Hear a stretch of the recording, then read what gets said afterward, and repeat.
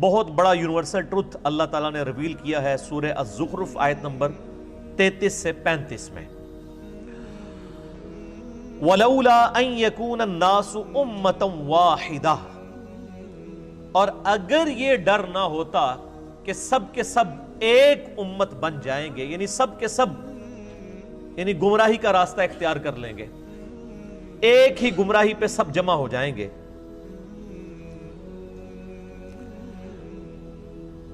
لَجَعَلْنَا لِمَنْ يَكْفُرُ بِالرَّحْمَنِ لِبُيُوتِهِمْ سُقُفًا، تو اللہ تعالیٰ فرماتا ہے کہ ہم رحمان کے جو منکر ہیں، کافر ہیں، ان کے لیے مکان ایسے بناتے کہ ان کی چھتیں ہوتی من فضہ، چاندی کی، وَمَعَارِجَ عَلَيْهَا يَظْهَرُونَ، اور ان کے گھروں کی سیڑھیاں بھی ہم چاندی کی بنا دیتے جو لوگ اللہ کو نہیں مانتے.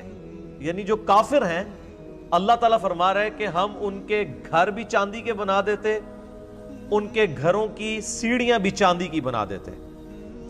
وَلِبُيُوتِهِمْ أَبْوَابًا وَسُرُرًا عَلَيْهَا يَتَّكِئُونَ، اور ان کے گھر کے دروازے بھی چاندی کے بنا دیتے، اور ان کے وہ تخت بھی جن پر وہ تکیہ لگائے بیٹھے ہیں وہ بھی چاندی کے بنا دیتے. وَزُخْرُفًا، اور یہ سب چیزیں سونے کی بھی بنا دیتے. یہی لفظ ہے زخرف جس کی وجہ سے اس سورت کا نام سورہ الزخرف ہے. اللہ تعالیٰ فرماتا ہے اگر اس بات کا ڈر نہ ہوتا کہ سب کے سب لوگ ہی کافر ہو جائیں گے، کافروں کی جو شاہانہ زندگی کو دیکھ کر، تو ہم جتنے کافر ہیں ان کے گھر چاندی کے بنا دیتے، ان کے گھروں کے دروازے چاندی کے بنا دیتے، ان کے گھروں کی سیڑھیاں چاندی کی بنا دیتے، ان کے تخت چاندی کے اور سونے سے یہ ساری چیزیں بنا دیتے. کافروں کو ہم سونا چاندی سے مالا مال کر دیتے اگر ہمیں یہ ڈر نہ ہوتا کہ کافروں کی یہ شان دیکھ کے ساری کافر ہو جائیں گے. اندازہ کریں. وَإِن كُلُّ ذَلِكَ لَمَّا مَتَاعُ الْحَيَاةِ الدُّنْيَا، اور یہ سب کی سب رونق والی چیزیں سونا اور چاندی دنیا کی زندگی کا سامان ہے. وَالْآخِرَةُ عِنْدَ رَبِّكَ لِلْمُتَّقِينَ، اور آخرت تو تمہارے رب کے ہاں پرہیزگاروں کے لیے ہے، خدا سے ڈرنے والوں کے لیے، خدا کی شناخت رکھنے والوں کے لیے. یہ بڑی اہم ترین آیات ہیں. اللہ تعالیٰ فرماتا ہے کہ اگر ہمیں اس بات کا ڈر نہ ہوتا کہ کافروں کے سونا چاندی سے بنے ہوئے مکانات، سیڑھیاں، دروازے اور یہ تخت، یہ چیزیں دیکھ کے سب لوگ کافروں سے متاثر ہو کر کافر نہ ہو جاتے، تو ہم کافروں کو یہ سب کچھ عطا کرتے. یعنی اتنی بڑے لیول کی آزمائش ڈال دیتے کہ اہل ایمان پہ یہ آزمائش ڈالتے کہ اب بتاؤ اللہ کی طرف آنا ہے کہ شیطان کی طرف. تو ڈر یہ تھا کہ کافروں کی شان دیکھ کے سب شیطان کا راستہ اختیار کر لیتے کہ اے جہاں مٹھا اگلا کس نے ڈٹھا. یعنی یہ دنیا کی لذتوں سے فائدہ اٹھاؤ، آخرت کس نے دیکھی ہے. تو اس چیز کا ڈر تھا. حالانکہ یہ ضروری نہیں، فضل ہو بھی سکتا ہے اگر حضرت ابوبکر عمر عثمان علی والی خلافت ہو، اور یہ اللہ تعالیٰ کی طرف سے آزمائش ہو سکتی ہے اگر جو ہے وہ آل امیہ اور آل عباس جیسی خلافت ہو، سو کالڈ یا ملوکیت. تو ان آیات کی روشنی میں میرے بھائیوں یہ بات کھل کے سامنے آ گئی کہ اللہ تعالیٰ نے دنیا میں جس کو بھی کوئی مال و متاع دیا ہے تو وہ دنیا کی زندگی کے برتنے کا سامان ہے. اس کی بنیاد پہ اس کی آخرت کا فیصلہ نہیں ہونے والا. صحیح بخاری میں حدیث ہے، نبی صلی اللہ علیہ وآلہ وسلم نے فرمایا دو چیزیں ایسی ہیں جس کے بارے میں اکثریت انسانوں کی اکثریت غافل ہے. ایک صحت اور دوسری فرصت. یعنی اس کو انڈر ایسٹیمیٹ لوگ کرتے ہیں. صحت تو کسی وقت بھی جا سکتی ہے، تو جب تک صحت ہے اللہ تعالیٰ کو رسپانس کر لیا جائے. اور فرصت یعنی ٹائم کی اویلیبلٹی، اس کو بھی لوگ یعنی ضائع کرتے ہیں.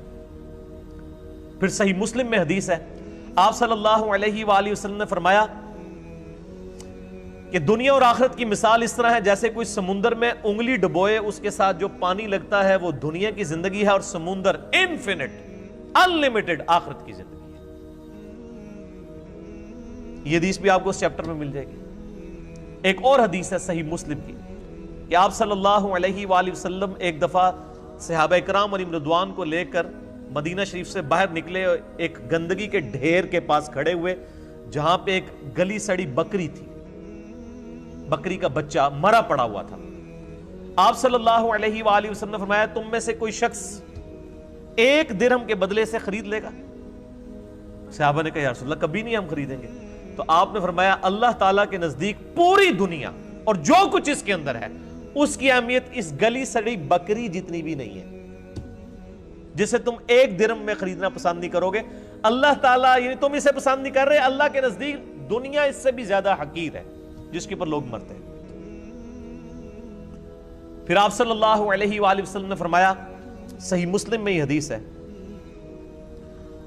کہ انسان کہتا ہے میرا مال میرا مال میرا مال، پھر آپ نے وہ سورہ تکاثر پڑھی، الہاکم التکاثر حتی زرتم المقابر، تمہیں مال کی کثرت کی طلب نے خسارے میں ڈال دیا یہاں تک کہ تم نے قبروں کا منہ دیکھ لیا، ان قریب تم جان جاؤ گے، ان قریب تم جان جاؤ گے۔ یعنی جب قیامت آئے گی کہ مرتے ہی قیامت قائم ہو جائے گی، اور پھر قیامت والے دن تم سے اللہ تعالیٰ نے جو نعمتیں دی ہیں ثم لتسألن یومئذ عن النعیم، ان نعمتوں کے بارے میں پرسش ہوگی۔ تو صحیح مسلم کے الفاظ ہیں، آپ صلی اللہ علیہ وآلہ وسلم نے فرمایا انسان کہتا ہے میرا مال میرا مال میرا مال، حالانکہ اس کا مال تو وہ ہے جو اس نے کھا لیا یا پہن کر بوسیدہ کر دیا، باقی جو کچھ بچ گیا وہ تو اس کے وارثوں کا مال ہے جو اس کے مرنے کے بعد بانٹیں گے۔ پھر بخاری اور مسلم دونوں میں یہ حدیث موجود ہے، آپ صلی اللہ علیہ وآلہ وسلم نے فرمایا ابن آدم کے پاس اگر سونے کی 2 وادیاں ہوں تو وہ تمنا کرے گا میرے پاس تیسری بھی آ جائے، اس کا پیٹ صرف قبر کی مٹی بھرے گی۔ پھر بخاری اور مسلم کی متفق علیہ حدیث ہے، آپ صلی اللہ علیہ وآلہ وسلم نے ارشاد فرمایا انسان کے 3 دوست ہیں، ایک ہی اس کے ساتھ قبر میں جاتا ہے اور وہ اس کے اعمال ہیں، باقی اس کے 2 دوست باہر رہ جاتے ہیں، اس کے رشتہ دار اور اس کا مال، یہ باہر ہی رہ جاتے ہیں، قبر میں صرف اعمال جاتے ہیں جو اس نے کیے، نیک یا برے۔ پھر صحیح مسلم کی حدیث ہے کہ دنیا کی زندگی مومن کے لیے قید خانہ ہے اور کافر کے لیے جنت ہے۔ جو دنیا میں جنتیوں والی زندگی گزار رہا ہے وہ سمجھ لے کہ اس کی آخرت سٹیک پہ لگی ہوئی ہے۔ یہ ممکن ہی نہیں ہے کہ آپ دوویں جانے مٹھے باؤ، یہ تو ہو ہی نہیں سکتا تھا۔ یعنی دنیا کی کاسٹ پہ ہی آپ کو آخرت ملنی ہے، جو سورہ توبہ میں آیا کہ ہم نے مومنین کی جانیں اور مال جنت کے عوض خرید لیے ہیں، جان بھی خرید لی مال بھی خرید لیا، تب جنت دیں گے، سورہ توبہ میں آتا ہے۔ تو یہ بڑا مشکل معاملہ ہے، اس کے اوپر فی البدی مجھے یعنی بے شمار احادیث یاد ہیں۔ اس کے علاوہ صحیح مسلم میں ایک حدیث ہے کہ آپ صلی اللہ علیہ وآلہ وسلم نے فرمایا اللہ تعالیٰ نے دوزخ کو شہوات سے ڈھانپ رکھا ہے، دنیا کی لذتوں سے، اور جنت کو ڈھانپ رکھا ہے ناگوار چیزوں سے، یعنی دنیا کی پریشانیاں مصیبتیں۔ یہ صحیح مسلم میں حدیث ہے، اور اس کی ایکسپلینیشن ہے ابو داؤد میں، ترمذی میں اور سنن نسائی کے اندر، کہ آپ صلی اللہ علیہ وآلہ وسلم نے ارشاد فرمایا کہ جب اللہ تعالیٰ نے جنت کو پیدا فرمایا تو حضرت جبرائیل علی نبینا علیہ السلام سے کہا کہ جاؤ جبرائیل جنت دیکھ کے آؤ۔ دیکھ کے آئے، اللہ نے فرمایا کیسا پایا جنت کو؟ کہا یا اللہ بڑی خوبصورت ہے، مجھے نہیں لگتا کہ کوئی شخص بھی ایسا ہوگا جو اس جنت میں جانے کی کوشش نہ کرے،